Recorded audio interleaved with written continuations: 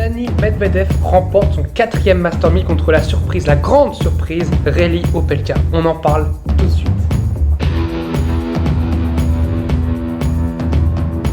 Salut à tous, j'espère que vous allez bien, je suis très heureux de vous retrouver pour une nouvelle vidéo. Aujourd'hui, on va parler du Master 1000 de Toronto remporté par Daniil Medvedev, le numéro 2 mondial qui a respecté son rang puisqu'il était tête de série numéro 1. Donc il a très bien joué tout au long de la semaine en battant notamment en quart de finale très compliqué Hubert Hurkacz où il menait 6-2 et il est en difficulté dans le deuxième set en étant à 2 points de la sortie, mais il s'est battu contre lui-même, il a gagné moins de points qu'Hurkacz.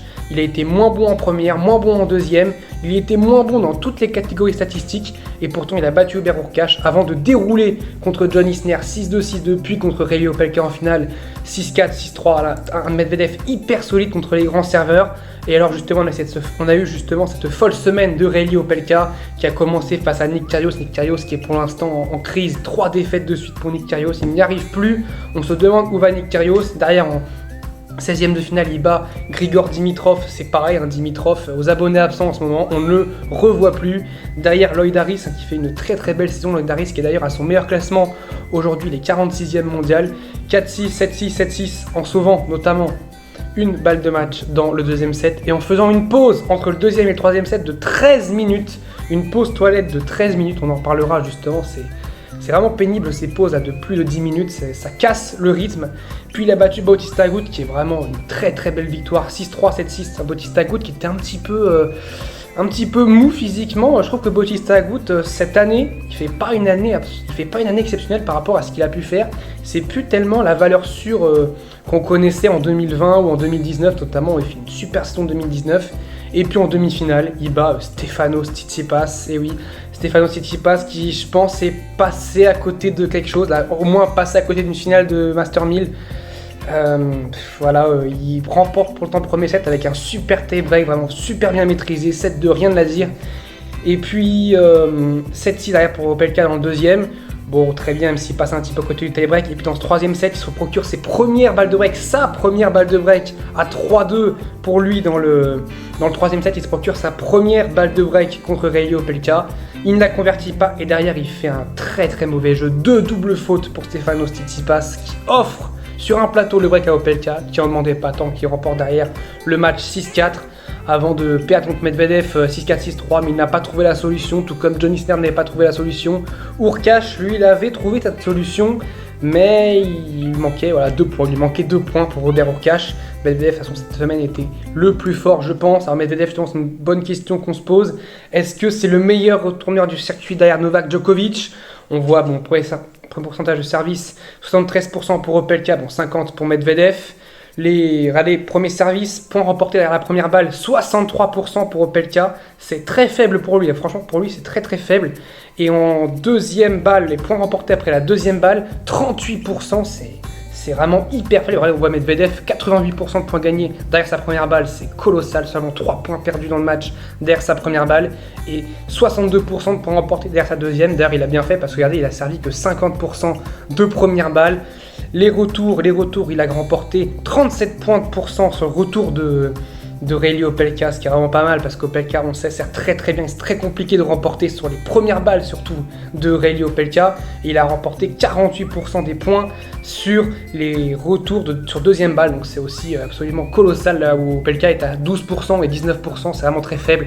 Les balles de break aussi 3 sur 7 contre Opelka, c'est plutôt un bon ratio. Opelka qui a 0 sur 4, d'ailleurs c'est le premier à avoir eu des balles de break, il a eu 3 balles de break à 3-2 justement pour lui dans le premier set. Et puis Medvedev qui a déroulé pour briquer Opelka, vraiment Medvedev à partir de ce moment-là, à partir de 0,40, de partout 0,40, c'est devenu un chef-d'œuvre, ce Medvedev qui a totalement déroulé avec sa capacité justement à retourner très loin de sa ligne. Je vous montrerai des photos, il est vraiment hyper loin de sa ligne. Daniil Medvedev, c'est peut-être l'un des joueurs les plus loin justement de sa ligne de service pour le retour. Du coup, alors il ouvre les angles pour Opelka, mais il gagne du temps, il gagne un petit peu de temps pour pouvoir retourner. Et surtout qu'il a il a un œil absolument exceptionnel pour pouvoir lire la vitesse de balle d'Opelka et surtout où la balle va rebondir. C'est pour ça qu'il a remporté quand même beaucoup de points sur les services de Reilly Opelka. Les top flops de ce Toronto, justement les tops pour moi les grands serveurs. On a vu quand même John Isner aller en demi-finale en battant tout de même Andrei Rublev, c'était quand même pas rien. On a vu justement Opelka qui a été en finale. Et même Medvedev qui fait quand même 1m98, hein, même si c'était le plus petit dans cette finale, il fait quand même 1m98. C'est un très très grand serveur, c'était Medvedev, c'était même l'un des plus grands en ce moment aussi en termes de serveur. Donc Medvedev qui était là, Opelka qui était là, Tsitsipas aussi du haut de son 1m93. On avait peut-être les demi les plus grandes de l'histoire avec Medvedev 1m98 contre Isner 2m08 et puis Opelka 2m11 contre Tsitsipas qui fait 1m93. On a eu Hurkacz pour moi qui est un top, enfin cette année, l'année Hurkacz en fait est un top. Sa victoire à Miami est vraiment pas volée, hein. Son Master 1000 remporté à Miami est vraiment pas volé parce que là, il est pas loin aussi de le gagner celui-là parce que s'il bat Medvedev, il peut totalement remporter ce Master 1000. Et puis voilà, demi-finaliste à Wimbledon, quart de finaliste là encore à Toronto.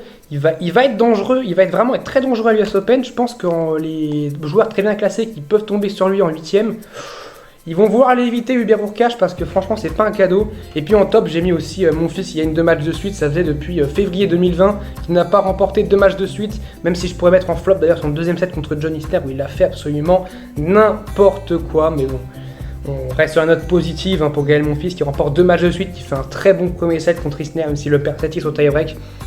Il y a du mieux pour Gaël Monfils, il y a du mieux comme pour Benoît Paire d'ailleurs, il y a un peu de mieux en ce moment pour les Français. Mais ça reste quand même assez morose pour le moment. Et puis en flop, les pauses toilettes, c'est vraiment pénible. Les pauses toilettes de plus de 10 minutes. On avait dit Opelka contre Loïdaris, 13 minutes. 13 minutes de pause. Il y a eu Tsitsipas contre Rude. Tsitsipas qui remporte 6-1 le premier set, d'ailleurs qui part au vestiaire. Il fait 10 minutes de pause, alors que le premier set avait duré 21 minutes, je crois. Donc il fait la moitié du set en pause. C'est absolument... c'est colossal, franchement. L'ATP devrait trouver une solution pour arrêter ces pauses toilettes, on peut dire, parce que c'est un peu pénible. On devrait alors limiter à 5 minutes maximum, mais alors 13 minutes, 10 minutes, c'est absolument... c'est dramatique. Et puis la nouvelle choc évidemment, peut-être l'une des nouvelles les plus grandes dans l'histoire du tennis, c'est Roger Federer qui se fait réopérer et qui sera donc du coup absent pour l'US Open, absent de longs mois, il a dit. Il a fait un communiqué, il a dit qu'il sera absent de longs mois, donc on ne sait pas. Je pense que 2021, on ne reverra pas Roger Federer. L'Open Australie 2022, peut-être son prochain rendez-vous, l'Open Australie 2022. Mais franchement, voir Federer qui vient de passer les 40 ans, là tout juste, il y a quelques jours. Voir Roger Federer revenir à haut niveau, c'est vrai, pour moi, c'est presque impossible. Je pense qu'on arrive vraiment... peut-être là, à ce moment-là, à la fin d'un des 3 monstres, à la fin de Roger Federer. On est aussi très inquiet pour Rafael Nadal pour l'US Open, hein, juste pour l'US Open pour le moment, parce qu'il a toujours mal au pied. Rappelez-vous sa demi-finale contre Novak Djokovic où il s'est fait mal au pied dans le 4ème set. Mais il a toujours cette douleur, depuis le 11 juin 2021, il a toujours cette douleur.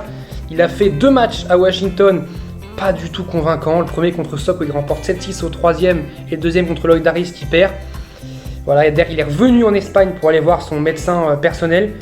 Donc, pour l'instant, on n'a pas encore de nouvelles sur Rafael Nadal, mais ça sent pas bon du tout pour l'US Open. Donc on est encore parti, je pense, pour un US Open sans Federer, sans Nadal, avec évidemment un Novak Djokovic, grandissime favori comme l'année dernière.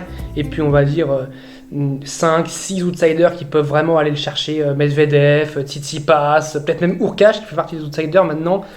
Donc voilà, c'est sans doute peut-être la fin pour Roger Federer, en tout cas la fin du très grand Roger Federer. Est-ce que son dernier match à Wimbledon, ça sera ce 6-0 qui s'est pris contre Hubert Hurkacz dans le 3ème set? On ne sait pas, je pense que même lui ne le sait pas pour le moment. Je pense que le fait qu'il se fasse réopérer, c'est pour se donner un nouvel espoir, ce qu'il a dit, c'est pour essayer de trouver un nouvel espoir à long terme. Mais est-ce qu'on peut penser long terme quand on a 40 ans? C'est une très bonne question. En tout cas, on se retrouvera très vite après Cincinnati. Je vous dis salut à tous, portez-vous bien.